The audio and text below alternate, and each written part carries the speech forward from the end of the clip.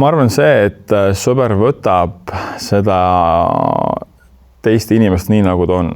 Natukene seda ma olen õppinud üleüldse nagu perekonnas või sõprus on ka natuke perekond on niisugune tingimusteta armastus. Ja see on hästi tähtis.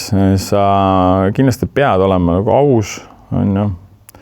Aga sa tohiks nagu hüllata oma sõpru, kui neil on nagu vaja või kui sina ootad mingisugust muutust temalt, ta seda siis kohe ei tee sul mingi aastaga siin või midagi sükast. Igalühel on oma teekond. Igalühel on siin oma erinev teekond ja kedagi nagu panna muutuma, seda ma ei saa tekitada nagu. Proovi kõigepealt ise ennast muuta, siis saad aru, kui raske on teist inimest muuta. Sõpruse puhul on ka see, et vaata, sa ei pruugi mingit sõpru nagu pikka aega näha. Aasta läheb mööda või aastaid läheb mööda. Ja kui sa alustad samast kohast uuesti, midagi muutud. Ja ma arvan, on ka okei, kui mingid sõbrad jäävad kuskilt nagu mingi periood saab läbi lihtsalt. Sest inimesed alati vahetuvad nagu elus.